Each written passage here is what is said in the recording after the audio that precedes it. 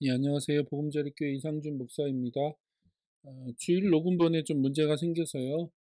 다시 한번 녹음하고 있어서 설교 형식으로는 하지 않겠고 그냥 슬라이드를 좀 같이 보면서 오늘 요한계시록 그 1장 1절부터 8절까지의 내용의 말씀들을 좀 같이 나누는 시간으로 갖겠습니다. 저는 음, 그냥 일반 목사님들처럼 수사학적인 설교를 하는 사람은 아닌 것 같아요. 그렇게 하기는 좀 저한테는 안 맞는 옷 같고요. 저는 이제 강론이라는 표현을 더 좋아하는데 말씀을 좀 풀어주는 거죠. 풀어주는 거. 예화도 별로 없고 뭐 다른 얘기 안 하고 이제 본문에 대한 얘기만 하고 있는데 어떤 분한테는 그게 좀 답답하고 어렵게 들리실지는 모르겠지만 그러나 그게 제가 목사로서 저의 사명이라고 생각합니다. 하나님 말씀을 풀어서 전달하는 거. 특히 이제 요한계시록에 대해서는 많은 분들이 이제 오해를 가지고 있죠. 계속 말씀드리지만 세대주의 해석 그런 어떤 관점을 가지고 또 혹은 비성경적인 종말론의 어떤 그런 안경으로 요한계시록을 너무나 많은 분들이 잘못 해석하거나 뭐 계속 얘기하겠지만 마치 노스트라다무스의 그런 어떤 예언의 책인 것처럼 혹은 뭐 정감록인가요? 뭐 그런 어떤 미래를 기록한 뭐 어떤 그런 뭐 지구의 운명을 이렇게 기록해 놓은 어떤 그런 책인 것처럼 자꾸 이상하게 해석하거나 가르치는 분들이 너무 많이 있어서 요한계시록 말씀은 더욱더 특별하게 강론을 하려고 합니다. 그래서 여러분이 이 영상을 보고 또 들으실 때 저는 성경책을 펴놓고 여러분 앞에다가 성경책을 펴놓고 여러분이 성경의 그 본문의 말씀을 좀 직접 눈으로 확인하면서 이 구절구절의 의미들, 한 절 한 절의 그 의미들을 여러분하고 좀 나누려고 합니다. 여러분께서 그렇게 좀 이해해 주시고 같이 이 말씀들을 좀 하나씩 배워가고 알아가면 좋겠습니다. 오늘 나눌 말씀은 요한계시록 1장 1절부터 8절까지고요. 우리가 지난주에 나눈 건 요한계시록 서론이죠. 서론. 저자가 누구냐, 시기가 언제냐, 그 다음에 뭐 구조가 어떻게 되느냐, 또 요한계시록의 목적이 뭐냐, 뭐 그런 얘기 우리가 나눴잖아요. 오늘부터는 이제 직접 본문으로 들어가서 그 성경 본문으로 들어가서 우리가 좀 그 한 절 한 절 그 본문의 의미, 그 본문의 내용을 같이 나누도록 하겠습니다. 그러면 먼저 좀 같이 읽을까요? 세 번역으로 요한계시록 1장 1절부터 8절까지의 말씀을 같이 읽었으면 좋겠습니다. 같이 읽겠습니다. 이것은 예수 그리스도의 계시입니다. 이 계시는 곧 일어나야 할 일들을 그 종들에게 보이시려고 하나님께서 그리스도에게 주신 것입니다. 그런데 그리스도께서는 자기의 천사를 보내셔서 자기의 종 요한에게 이것을 알려주셨습니다. 요한은 하나님의 말씀과 예수 그리스도의 증언, 곧 자기가 본 것을 다 증언하였습니다. 이 예언의 말씀을 읽는 사람과 듣는 사람들과 그 안에 기록되어 있는 것을 지키는 사람들은 복이 있습니다. 그때가 가까이 왔기 때문입니다. 나 요한은 아시아에 있는 7교회에 이 편지를 씁니다. 지금도 계시고 전에도 계셨고 또 앞으로 오실 분과 그의 보좌 앞에 있는 7영과 또 신실한 증인이시오 죽은 사람들의 첫 열매이시오 땅 위의 왕들의 지배자이신 예수 그리스도께서 내려주시는 은혜와 평화가 여러분에게 있기를 빕니다. 예수 그리스도께서는 우리를 사랑하시며 자기의 피로 우리의 죄에서 우리를 해방하여 주셨고 우리로 하여금 나라가 되게 하시어 자기 아버지 하나님을 섬기는 제사장으로 삼아 주셨습니다. 그에게 영광과 권세가 영원 무궁하도록 있기를 빕니다. 아멘. 보아라, 그가 구름을 타고 오신다. 눈이 있는 사람은 다 그를 볼 것이요 그를 찌른 사람들도 볼 것이다. 땅 위의 모든 족속이 그분 때문에 가슴을 칠 것이다. 꼭 그렇게 될 것입니다. 아멘. 지금도 계시고 전에도 계셨고 앞으로 오실 전능하신 주 하나님께서 나는 알파요 오메가다 하고 말씀하셨습니다. 아멘. 자, 그러면 우리가 다시 한번 요한계시록의 구조를 좀 확인해 봤으면 좋겠습니다. 지난주에 나눈 내용인데 다시 한번 전체적인 숲, 전체 그림을 좀 여러분 머릿속에 집어넣으시고 이제 우리가 그 숲에 들어가서 나무 하나하나 또 이 풀, 꽃 그런 거 하나하나를 좀 살펴봐야 되니까 먼저 큰 숲에 대한 그림을 구조를 여러분이 머릿속에 넣으시면 좋을 것 같습니다.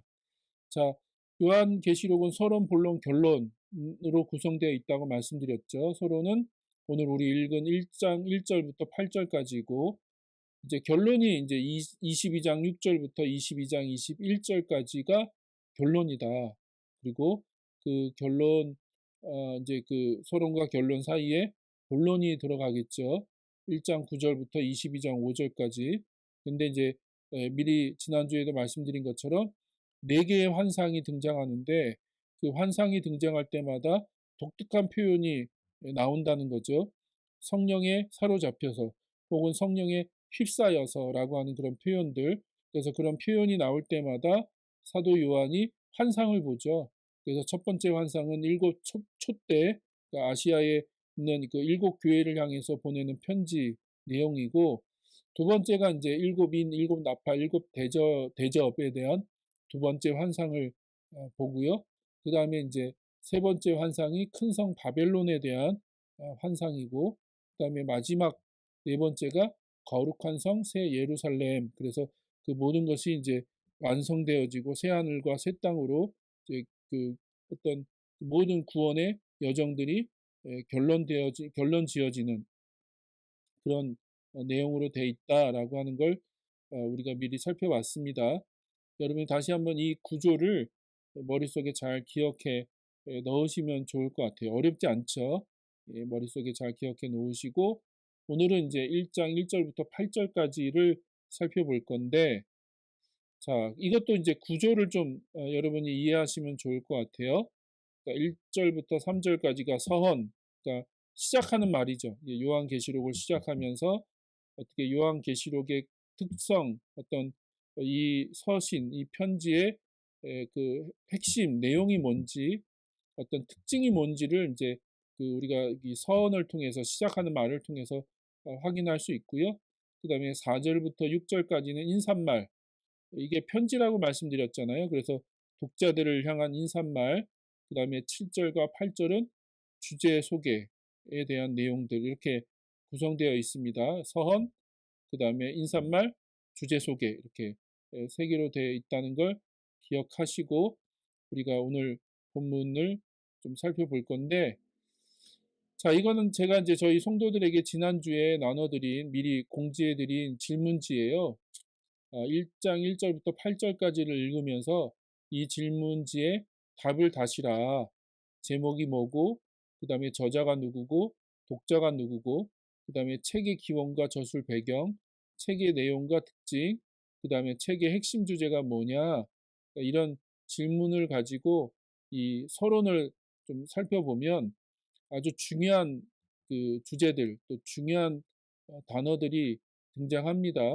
서론이기 때문에 대충 살펴보고 본론으로 들어가자라고 생각하시는 분도 계실지 모르겠는데 본론을 제대로 우리가 이해하고 다루려면 이 서론을 잘 이해해야 돼요. 이 서론이 굉장히 중요합니다. 여기서 굉장히 중요한 얘기를 많이 하니까 여러분께서 이 서론 부분도 잘 정리할 수 있었으면 좋겠습니다.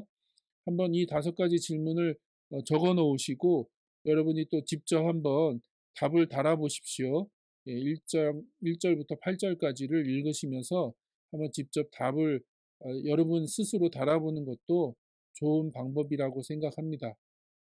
자, 그러면 먼저 서헌 1장 1절부터 3절까지 이 내용들을 좀 같이 살펴보도록 할까요?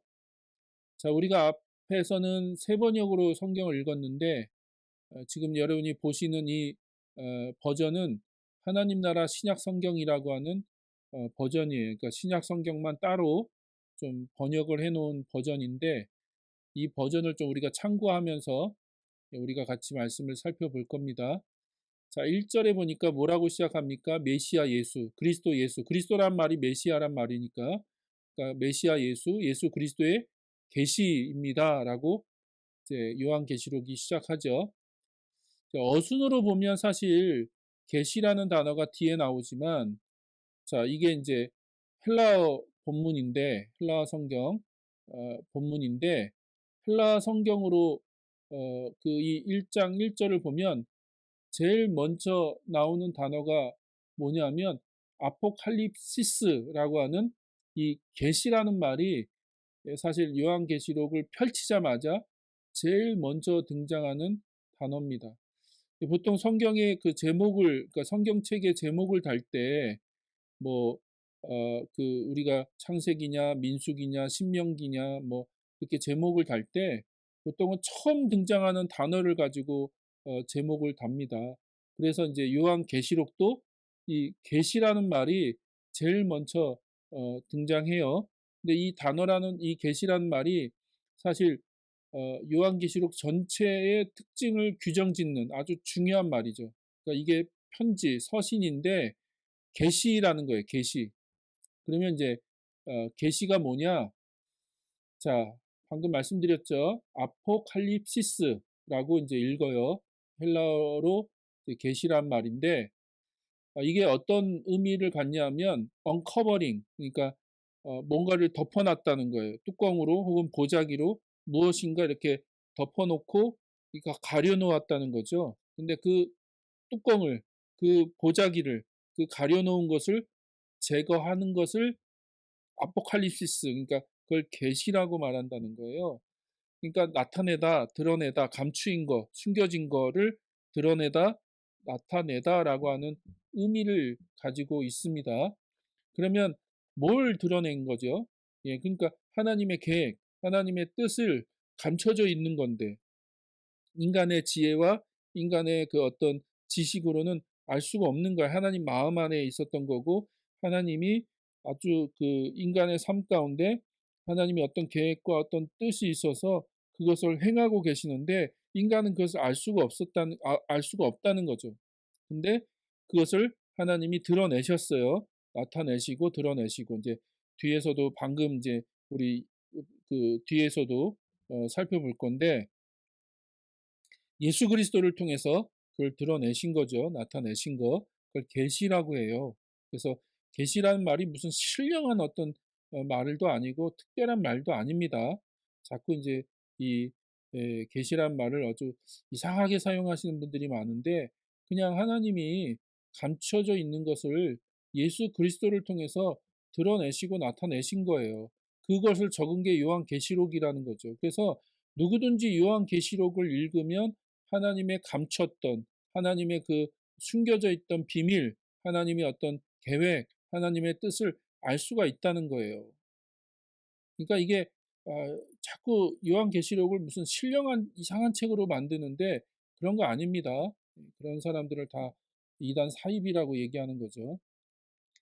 자, 또 재밌는 거는 요한계시록 22장 7절을 보니까 이 책에 기록된 예언의 말씀을 지키는 사람들은 복이 있습니다라고 얘기하고 있어요. 자, 다시 앞으로 돌아가 볼까요? 여기 3절에 보십시오. 3절. 예, 여기 3절 있죠. 예, 3절에 보니까 뭐라고 돼 있습니까?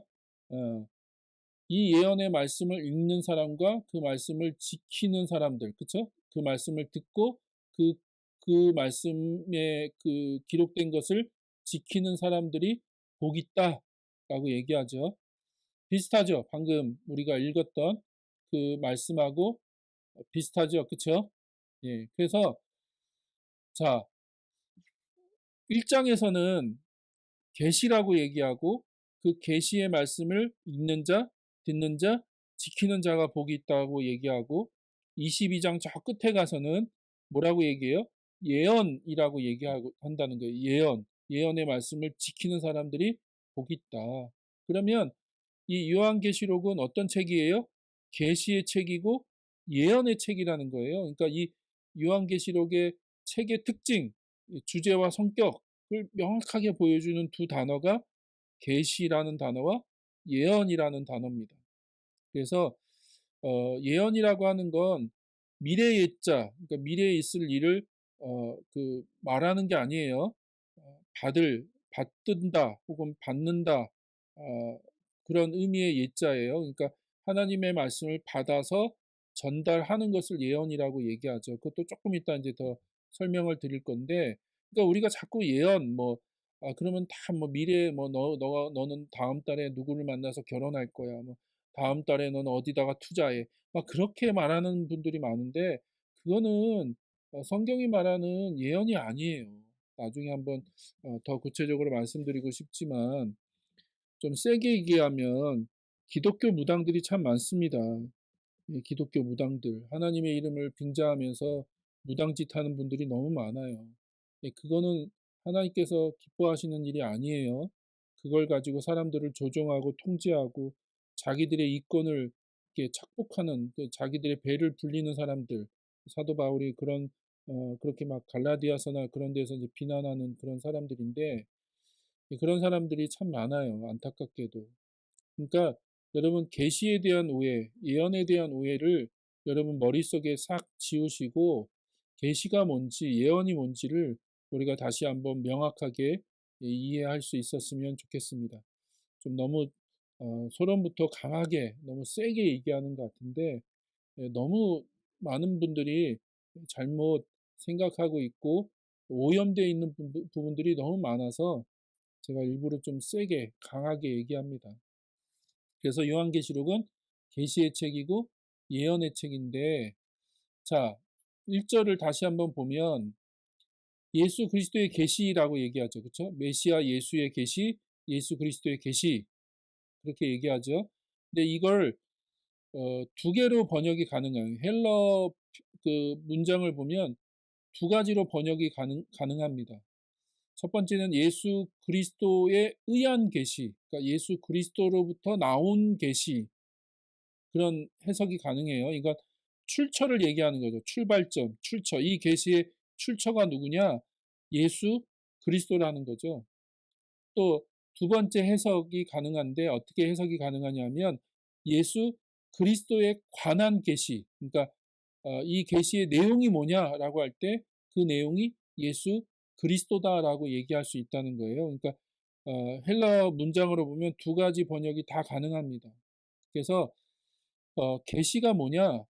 계시라는 건 뭐 이상한 게 아니라 예수 그리스도를 통해서 드러나고 나타난 거. 그렇죠? 근데 그 핵심 내용이 뭐예요? 뭐 미래에 어떻게 되고, 다시 얘기하지만 로스트라다무스와 같은 그런 책들처럼 자꾸 요한계시록을 보든지, 정감록인가요? 그런 책들처럼 자꾸 요한계시록을 보는데, 요한계시록은 운명적으로 미래에 대한 기록을 해놓은 그런 책이 아니라 예수님에 대한 책이고, 예수님을 통해서 나타난 계시의 책이다, 그 예언의 책이다라고 여러분 이해하시면 돼요. 그러니까 뭐 괜히 뭐 잘못된 종말론 갖고 두려워하거나 걱정할 필요 없습니다. 예수님을 알면 돼요. 예수님이 어떤 분이신지를 알고, 예수 그리스도가 역사 안에서, 인간의 역사 안에서 육신으로 오시고 또 이 땅에서 어떻게 사셨고 무엇을 가르치셨고, 또 십자가에 죽으시고 부활하시고 승천하시고, 그래서 지금 보좌 우편에 앉아 계셔서 만유를 통치하시고 다스리시고, 그 예수님이 다시 오실 거예요. 그러니까 다 예수님에 대한 얘기예요. 그렇게 이해하면 됩니다. 괜히 잘못 가르치는 사람들, 여기서 벗어나서 이상하게 가르치는 사람들은 다 잘못된 가르침이라고 생각하시면 됩니다. 자, 그래서 어떤 학자는 심지어 이렇게까지 얘기합니다. 요한 계시록이 아니라 예수 계시록이다. 그쵸? 예수로부터 그 계시가 나오고 그 계시의 내용이 예수니까 요한 계시록이 아니라 예수 계시록이라고 불러야 더 합당하다라고 주장하는 학자들도 있습니다. 예, 저는 뭐 동의합니다. 예, 그런 어떤 충분히 그렇게 부를 수 있는 그 서신이 요한계시록이죠. 자, 다시 본문으로 돌아가면 그 다음에 또 뭐라고 얘기합니까? 그 메시아 예수의 계신데 하나님께서 이 계시를 그분에게, 그쵸? 예수님에게 주셨고, 그 계시의 내용, 핵심 내용이 뭐냐면 곧 일어나야 할 일들에 대해서 그분의 종들에게 보이신 거다라고 얘기하고 있죠. 곧 일어나야 할 일들에 대한 이야기가 그 계시의 내용이다라고 또 얘기하고 있어요. 자, 이게 이제 요한계시록의 가장 중요한 핵심 주제죠. 핵심 주제. 그래서 1장 9절부터 이제 쭉 앞으로 일어날 일, 곧 일어날 일들에 대해서 얘기하고 있습니다. 근데 이제 여기서부터 이제 요한계시록을 오해하는 그런 출발점인 것 같아요. 많은 사람들이 요한계시록을 오해하는 이유가 이 표현 때문에 그렇습니다. 근데 이제 이 표현을 어떻게 이해하냐면 단순히 미래에 일어날 일들, 방금 앞에서도 말씀드렸잖아요. 미래에 뭐 일어날 일들을 그냥 시간 순서대로 기록한 거냐? 그래서 인간은 사실 미래에 대한 관심이 많잖아요. 미래에 대한 걱정, 근심. 그래서 수많은 미래 연구소, 정치권, 경제권, 그다음에 군사나 또 혹은 교육계나 하여튼간 뭐 기독교 안에서도 미래 연구소가 굉장히 많아요. 예, 그런 연구소들을 다 모아도 수백 개가 될 겁니다. 왜냐하면 미래에 대한 그 불안함이 인간 안에 있잖아요. 그래서 내년에 어떻게 되고 10년 후에 어떻게 될 건가. 그리고 우리가 신문을 보고 오늘의 운세를 맞춘다든지 아니면 점쟁이와 무당들에게 찾아가서 뭐 투자를 어떻게 할까요? 이사를 언제 할까요? 뭐 언제 애를 낳을까요? 뭐 그런 것까지 우리가 물어보잖아요. 그러니까 그런 어떤 인간의 심리 안에 미래에 대한 그 어떤 궁금함 또는 불안함이 있거든요. 근데 요한계시록은 그런 문제를 다루는 책이 아니라는 겁니다. 자, 그러면 이 표현의 의미가 뭐냐? 이 표현의 의미, 곧 일어날 일이라고 하는 이 표현에 대해서 우리가 제대로 이해를 해야 되는데, 이거는 다니엘서 2장에 있는 이 사건을 의 배경을 가지고 있다는 거예요. 다니엘서 2장을 우리가 이제 살펴봐야 되는데, 여러분 잘 아시는 뭐 어릴 때부터 교회에서 크신 분이라면 다니엘 이야기 중에서 유명한 이야기의 내용이죠. 뭐죠? 어느 날 느부갓네살 왕이 꿈을 꿨는데 꿈에 큰 신상이 나오죠. 그 신상의 머리는 금이고 가슴은 은이고 그 다음에 허리는 동이고 그 다음에 다리가 철이고 저 발가락 이렇게 발하고 발가락을 보니까 철과 진흙으로 돼 있다라고 하는 그 환상을 보잖아요.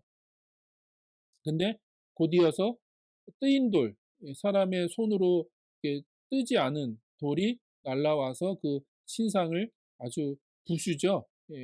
깨트려 버리는데 그런 환상을 그런 꿈이죠. 느부갓네살 왕이 꾸게 되죠. 근데 이제 그 느부갓네살 왕이 어떻게 합니까? 자신의 꿈에 대해서는 얘기하지 않아요. 꿈의 내용을 얘기하지 않고 점성가들을 불러서 이 꿈의 내용을 또 꿈의 그 의미를 해석하라고 얘기해요. 그랬더니 점성가들이 왕이시여 그 꿈의 내용을 얘기해 주시면 무슨 꿈을 꾸셨는지 그 내용을 얘기해 주시면 우리가 그 꿈에 대한 해몽을 해드리겠습니다라고 얘기하는데 느부갓네살 왕이 그걸 거부하죠. 아니다. 너희가 내가 무슨 꿈을 꿨는지 그 내용도 얘기해야 되고 그다음에 그거에 대한 해몽도 얘기해야 된다.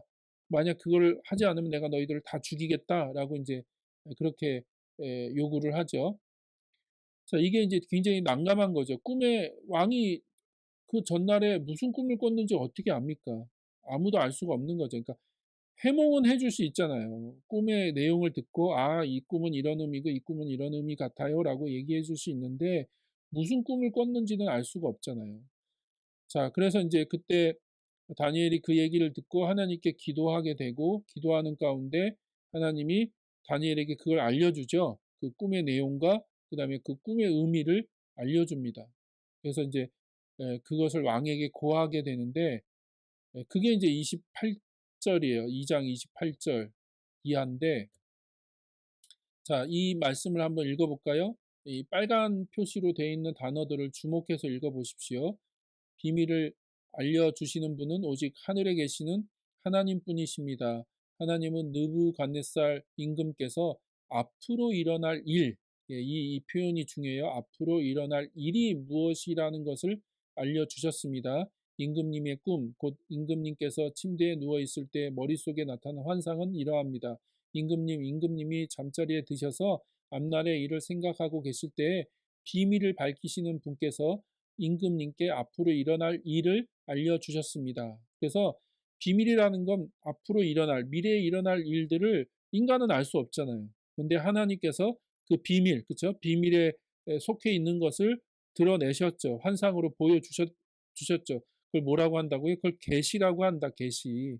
근데 그 계시가 어떤 내용이에요? 앞으로 일어날 일이라는 거예요. 앞으로 일어날 일에 대한 내용이라고 얘기하고 있는 겁니다.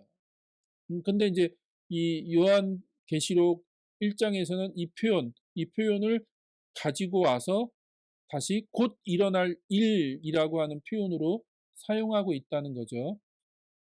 자, 그래서 다니엘은 여기서 후일에 일어날, 그쵸? 먼 미래, 후일에 일어날 하나님 나라에 대해서 말하고 있는데, 그러나 다니엘이 명백히 후일에 일어날 일이라고 말하는 것을, 그쵸? 요한은 곧 일어날 나야 할 일이라고 얘기하고 있다는 거예요. 이해되세요? 그러니까 다니엘은 후일에 일어날 일이고 요한은 곧 일어날 일이라고 표현하고 있다는 겁니다. 시점이 좀 다르죠. 자, 다니엘이 후일에 일어날 일로 기대한 것을 요한은 지금 일어난 것이 임박했거나 이미 일어나기 시작한 것으로 선언하고 있다. 그러니까 이미 일어났고 곧 일어날 것이라고 요한은 그렇게 얘기하고 있다. 다니엘이 먼 미래에 일어날 것이라고 예언한 마지막 환란, 그렇죠? 그다음에 악의 패배, 그다음에 천국의 건설, 하나님 나라, 죽어서 가는 천국을 얘기하는 게 아닙니다. 하나님 나라의 건설 같은 일의 성취가 요한은 자기 세대에 시작된 것으로 그렇게 이해하고 있다는 거예요. 그리고 이미 시작되고 있고, 그렇죠? 시작된 것으로 또 곧 그것이 성취될 것으로 이해하고 있다는 겁니다. 자, 이게 무슨 말이냐? 자, 이 말을 좀 이해하려면 구약의 종말 또 신약의 종말에 대한 개념을 이해해야 돼요. 자, 혹시 이 그림을 여러분이 많이 보셨는지 모르겠는데 이게 구약의 종말입니다. 구약의 종말. 구약의 종말은 뭐냐면 현세가 쭉 진행되다가 어느 특별한 날에 메시아가 올 거라는 거예요. 메시아. 그거를 이제 예언자들을 뭐라고 불렀냐? 구약의 예언자들은 주의 날, 여호와의 날, 야훼의 날이라고 불렀다는 거. 어떤 특별한 날에 메시아가 오셔서 이 세상에 있는 악인들, 또 세상의 제국들, 그러니까 하나님을 대적하는 세상 나라와 왕들을 다 멸망시킬 거라는 거예요. 심판하실 거다. 그리고 그 가운데 하나님을 경외하고 율법에 순종하고 하나님을 섬겼던 사람들은 어떻게 해요? 그들을 구원해서 그 다윗 왕국, 완성되는 하나님의 나라, 다윗의 왕국에 데리고 들어갈 거다라고 얘기하고 있다는 거예요. 그게 이제 구약 성경에서 말하는 종말입니다. 근데 한 가지 오해하지 마세요. 계속 강조하지만 죽어서 천국 간다는 개념이 아닙니다. 이거는 그러니까 이 땅은 없어지고 그 하나님의 백성을 저 하늘 넘어 천국으로 데려간다는 의미가 아니에요. 구약에는 그런 개념이 없습니다. 다윗의 왕국은 저 하늘 너머에서 이루어지는 게 아니라 이 땅에서 이루어지는 거라고 그렇게 그 예언자들은 예언했고 그렇게 믿었어요. 그래서 이 땅에서 이루어지는 일이에요. 근데 이제 그 메시아가 오는 어느 그 특별한 날, 그날에 그 모든 것들이 다 멸망받고 또 하나님이 그들을 구원하셔서 이제 완전히 새로운 하나님이 온전히 통치하시는 그 하나님의 나라 혹은 그걸 구약에서는 이제 다윗 왕국이라고 얘기하죠. 그 다윗 왕국이 이제 완성될 것을 기대하고 기다렸죠. 그래서 다니엘이 그것을 먼 그 미래에 일어날 일로 바라보고 있는 거죠. 그렇죠? 바라보고 있는 겁니다. 이 그림이 좀 이해가 되시면 좋겠어요. 좀 구약을 읽으신 분들, 또 구약에 대한 조금 이해가 있는 분들은 이게 이런 말이구나. 그러니까 제 설교는 성경을 좀 모르시는 분들은 좀 어려워하세요. 근데 성경을 좀 아시는 분들은 이게 정리가 되실 거예요. 아하라고 이렇게 정리가 되거든요. 네, 하여튼 좀 어떻게 하든 쉽게 설명하려고 노력을 하겠습니다. 예, 그러나 또, 예, 또 제가 잘 안 되더라고요. 자, 그 다음에 이제 신약 성경의 종말, 신약의 성경의 종말이 있는데, 신약 성경의 종말은 또 조금 달라요. 어떻게 다르냐? 메시아가 오세요. 예. 오시는 건 똑같죠. 그 메시아로 오신 그 구약에 예언되고 약속된 그 메시아가 누구세요? 예수님이죠. 그쵸? 예수님. 예수님이 오세요. 예, 오십니다. 근데 한 번 오시는 게 아니라 두 번 오세요. 그래서 예수님의 초림이 있고 예수님의 재림이 있고, 그래서 예수님의 초림, 육신을 입고 예수님이 초림하셨죠. 2000년 전에. 그래서 하나님 나라를, 하늘에 있는 하나님 나라를 이 땅에 가지고 오셨잖아요. 가지고 오셨다. 그런데 재밌는 건 신약 성경을 읽어보면 그걸 종말로 표현해요. 종말, 말세. 예, 말세라고 표현합니다. 예를 들어서 요엘서를 보거나 사도행전 2장에 보면 그 오순절 사건을 베드로 사도가 사도행전 2장에서 설교하면서 요엘서를 언급하죠. 어떻게 얘기합니까? 말세에 내가 내 영을 모든 사람들에게 부어주겠다. 근데 그 말세, 그러니까 말세가 지금 시작됐다는 거예요. 성령이 임재하심으로써 그 말세가 시작됐다는 거예요. 그러니까 신약 성경의 그 입장은 명백합니다. 예수님이 오시는 그때가 이미 종말이 시작된 거고 말세가 시작된 거고 심판이 시작된 거예요. 그래서 요한복음을 읽어보신 분들은 예수님이 계속 뭐라고 말씀하시냐면 이미 심판이 시작됐다는 거예요. 이미 너희들은 심판받았다. 심판이 시작됐다라고 얘기해요. 왜냐하면 예수님이 오심으로 심판이 시작된 거예요. 그러나 그 말은 또 무슨 말이냐면 구원이 시작됐다는 말하고도 같은 말입니다. 왜냐하면 구약의 예언자들이 심판을 선포하지만 심판 선포 다음에 뭐가 와요? 예, 구원이 오는 거죠. 그러니까 동전의 양면이라고 생각하시면 돼요. 이쪽 면은 심판이고 저쪽 면은 구원이에요. 그러니까 하나님의 그 심판과 구원은 동전의 양면이에요. 그 예수님이 오신 것은 구원하러 오셨는데 또 다른 말로 심판하러 오신 거예요. 그래서 심판이 이미 시작됐어요. 심판이 시작됐고 구원이 시작됐죠. 예. 그래서 하나님 나라가 이 땅에 임하기 시작했고 이 땅에 시작된 거죠. 그리고 이제 예수님이 십자가에 죽으시고 부활하시고 승천하신 다음에 하나님으로부터 보좌에 하늘의 그 모든 그 권세를 받으시고 하나님 우편에 그 보좌에 앉으시죠. 그래서 온 우주와 만물을 통치하시는 분이시죠. 예수님이. 그리고 이제 한 번 더 오시죠. 그렇죠? 그걸 우리가 재림이라고 부르잖아요. 그래서 예수님이 최종적으로 오셔서 그 심판을 완성하시죠. 심판을. 그래서 악인과 세상을 완전히 다 심판하시고 또 하나님의 백성을 최종적으로 구원하시는 거죠. 그러니까 구원이 시작됐지만 구원을 우리가 받은 건 아닙니다. 그렇죠? 그래서 구원을 이루어 가라고 얘기하는 거지만 그러나 우리가 이미 예수님을 통해서 구원을 받은 거죠. 그러나 구원이 완성된 건 아니죠. 그래서 예수님이 다시 오실 때 그 구원이 완전히 완성되어지고 그리고 이제 그 하늘과 땅이 통합돼서 어떻게 해요? 새 하늘과 새 땅으로 그렇죠? 하나님 나라의 그 나라가 완성되어지죠. 하나님 왕국이 완전히 완성되어지는 그 새 하늘과 새 땅이 이제 이루어지는 거죠. 이것도 이제 그 하늘에서 이루어지는 게 아니라 이 땅에서 이루어지는 거다. 그것을 여러분 분명히 이해하셨으면 좋겠습니다. 그러니까 이거를 잘 설명하는 게 요한계시록이에요. 요한계시록. 그래서 앞으로 일어날 일들에 대한 얘기예요. 이미 시작됐고 앞으로 일어날 일들. 근데 그 모든 일은 다 누가 하시는 거예요? 예수님이 하시는 거예요. 예수님이 오심으로 구원이 시작됐고 심판이 시작됐고 그다음에 하나님 나라가 이 땅에 도래하기 시작했고 그래서 예수님이 하나님 나라를 선포하신 거잖아요. 그리고 하나님 나라가 이제 확장되어져 가는 거죠. 그래서 주기도문처럼 하늘에서 하나님의 뜻이 이루어진 것처럼 땅에서도 하나님의 뜻이 이루어지기를 위해서 우리가 살아가야 되는 거죠. 그리고 그것이 최종 온전히 성취되어지는 완성되어지는 날이 있을 거예요.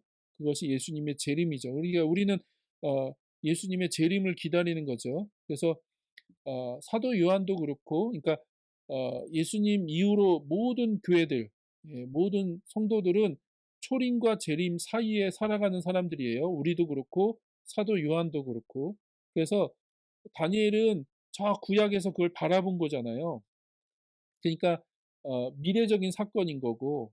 근데 우리는 이미 시작됐고 이미 시작된 그것이 이제 곧 완성되어지고 성취되어질 일들로 우리가 그걸 바라보고 있는 거죠. 예. 이해되시나요? 예. 이걸 잘 여러분이 머릿속에 이해하셨으면 좋겠습니다. 그래야지 이제 요한계시록이 이해돼요. 이게 이해돼야지 요한계시록의 그 분명한 이야기가 앞으로 이제 펼쳐질 이야기가 이해가 됩니다. 하나님 나라에 대한 바른 이해. 왜냐하면 하나님 나라 완성에 대한 얘기를 하는 거니까. 그런 이해가 없으면 요한계시록을 잘못 이해하고 잘못 읽어내고 잘못 해석하게 되는 거죠. 그래서 조금 어렵더라도 여러분이 이것을 잘 머릿속에 넣어 두시면 좋겠고, 한 가지 또 팁으로 말씀드린다면 왜 구약에 그러면 예언자들은 그것을 하나의 사건으로 봤을까?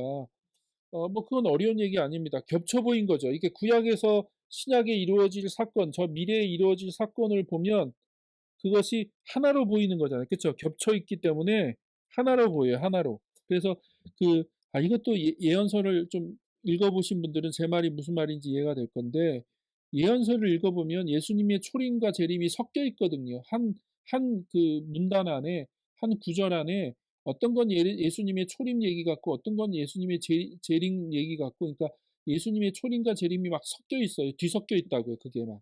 왜냐하면 구약에서 보면 그게 한 사건이거든요. 근데 실제로 신약으로 넘어와서 보니까 그게 두 개의 사건이라는 거예요. 예수님의 초림이 있고 예수님의 재림이 있고.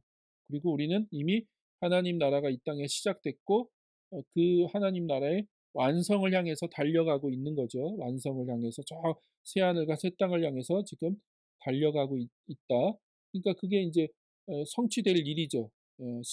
이미 시작됐기 때문에 예수님을 통해서 시작됐기 때문에 이제 예수님을 통해서 그것이 이제 성취되어질 일이라는 거예요. 그게 계시고 그게 예언이다. 신약의 예언이고 그 신약의 계시다.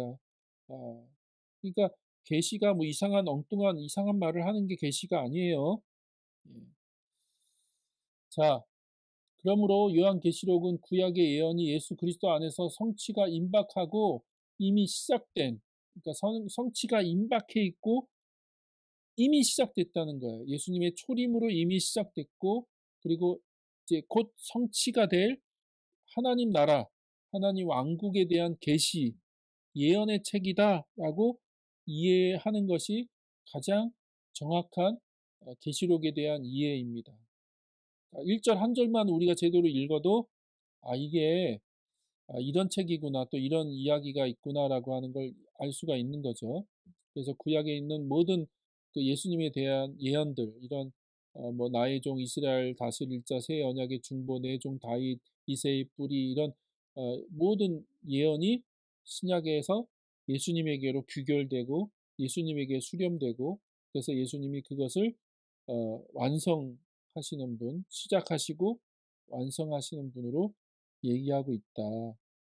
그래서 저는 신약의 예언이 좀 다르고 구약의 예언이 다를 수밖에 없죠. 구약의 예언은 그걸 참 멀리 미래의 사건으로 바라보면서 예언하는 거고, 신약은 이미 예수님을 통해서 성취됐고 또 시작됐고 성취되어질, 시작됐고 성취되어질 사건으로서의 예언이니까. 예. 그래서 여러분이 요한계시록을 잘 읽어보면 이제 더 이상 그건 비밀이 아니다. 그쵸? 예, 계시된 사건은 비밀이 아닌 거죠. 그전에는 비밀이었죠. 아무나 알 수 없는, 소수의 사람들만 알 수 있는. 그러나 예수 그리스도를 통해서 그것이 드러난 거잖아요. 그쵸? 그럼 더 이상 비밀이 아닌 거죠. 그게 요한계시록이에요. 그러니까 요한계시록을 여러분이 그냥 다 읽으면 하나님의 계획이 뭐고 뜻이 뭐고 하나님이 지금 어떻게 일하시고 예수 그리스도를 통해서 이 역사를 어떻게 완성해 가실 거고 또 하나님의 그 예수 그리스도를 통해서 시작된 이 하나님 나라의 그 계획이 어떻게 성취되어질 것인가를 알 수 있는 거예요. 그냥 뭐 서수에 뭐 특별히 막 어디 산에 올라가서 나무 뿌리 몇 개 뽑고 그냥 40일 금식을 몇 번 해야지 읽을 수 있는 책이고 그런 사람들이 막 요한계시록을 내가 뭐 영적으로 뭐 이렇게 풀었다 저렇게 풀었다 그러면서 그게 이단들이잖아요. 뭐 너희들은 함부로 알 수 없는 뭐 신비한 이만이나 뭐 이상한 사람들이 뭐 풀어낸 것처럼 목사들 중에서도 그런 분들 많아요. 자기가 무슨 신령한 존재인 것처럼 자기만이 뭐 요한계시록의 비밀을 풀었다. 뭘 비밀을 풀긴 풉니까? 이미 다 드러난 건데 그건 비밀이 아니라고요. 이미 계시가 됐으면 그건 비밀이 아니에요. 제가 자꾸 열받고 있습니다. 예. 그러니까 초대교회 성도들은 다 이해했겠죠. 그쵸? 이 요한계시록 이걸 분명히 낭독했을 건데 아시아의 그 소아시아 7 교회가 이 요한계시록의 그 요한의 편지를 낭독했을 건데 거기엔 어린아이도 있을 거고 여자도 있고 남자도 있고 종도 있고 뭐 하여튼 각계각층의 사람들이 모여 있었을 건데 그러면 그들이 이 요한계시록을 이해 못했을까요? 했죠. 당연히 이해했죠. 제가 지금 뭘 하고 있는지 좀 감이 잡히시죠? 그래서 다시 한번 이 요한계시록을 잘 읽어낼 수 있기를 소망합니다. 자, 1 부는 여기까지 하겠습니다. 1 부를 하고 다시 좀 몇 번 나눠서 주일날 설교한 것을 몇 번 나눠서 조금 더 설명을 하면서 이 부분을 나누도록 하겠습니다. 예, 곧 2 부에서 뵙겠습니다. 예.